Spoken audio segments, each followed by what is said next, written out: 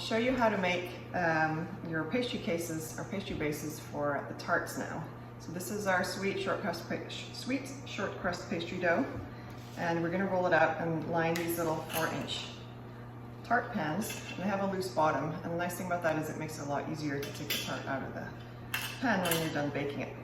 So first of all, I'm going to cut my dough into 4. I'm going to put some flour on your countertop because this is, again, it's a sticky dough. If you're having trouble with your dough sticking, you might want to refrigerate it for a few minutes just so that's not as sticky. And the trick with rolling out pastry dough is just to make sure that it's always moving. If you're rolling out in one position too long and not lifting it off the counter, it's going to stick. You want to try and use as little flour as possible because the more flour you roll into your dough, it's going to change the consistency of your dough. It's going to change the flavor of your dough. So we want to try and keep it as minimal as possible. Now I like to roll my tart dough really thin when I'm lining these small tarts because you want to have a good ratio between the tart dough and the filling. So I'm going for about 3 millimeters. And I'll just do one at a time. So let's take our first tart base now and make sure it's not stuck to the counter. These dough scrapers are fantastic. I'm just going to drape it over my tart base, and I'm going to very gently kind of coax it down into my tart base. So be very gentle, it'll tear easily. Just use your fingertips to help the dough down into the tart pan. And if it rips, it's okay. It's a sticky dough. You just press a little bit of extra dough on it to repair a tear or a crack. So now I like to use my rolling pin just to roll over the top of my tart pan, and that just cuts right through it. So what I'll do to tidy it up is just go around and gently press my thumb against all the scalloped edges just to make sure that the dough is going all the way into the corners, and then just clean it up once more. And that's how you line a tart pan. So I'll do another one so you get the idea. And then we're going to par bake them before we put filling in. Over here, let's do one more. So you can reuse this piece of dough. Should be plenty to make 8 tarts out of one portion of dough. So you can see it's already getting softer than it was just now because I've already rolled it out once. Just keep it moving and make sure there's flour on it.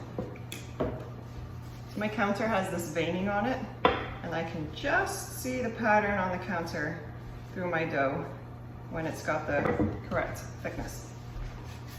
It's just becoming translucent. So I'll drape it on top and then very gently lift the sides of the dough and coax them into the tart pan.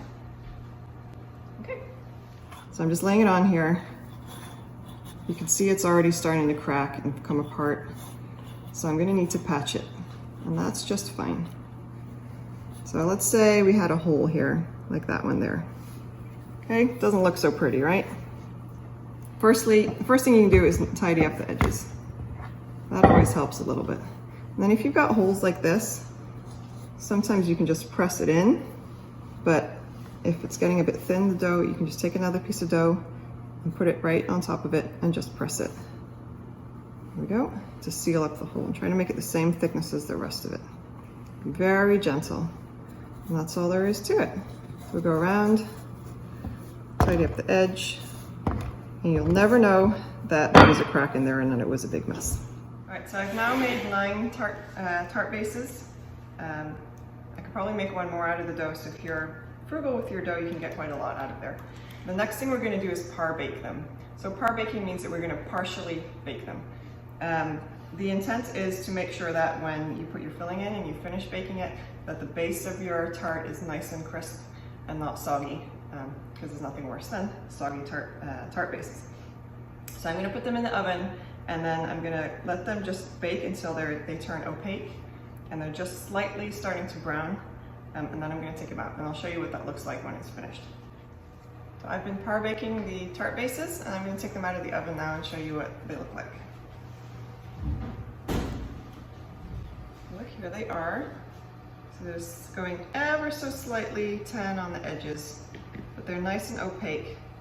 Sometimes what happens is the base will sort of bubble up a bit if there's some air caught under it while it's baking. And what you can do either during the baking, like I did here, you could poke a little hole in the bottom, or when you take them out of the oven, you can just gently press down to make sure the bases are nice and flat.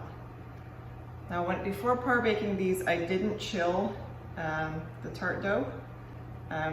If I'm not in a hurry, I like to do that. Just when you've lined your tart pans, put them in the fridge, or preferably even in the freezer, and make sure they're nice and solid before you put them in the oven.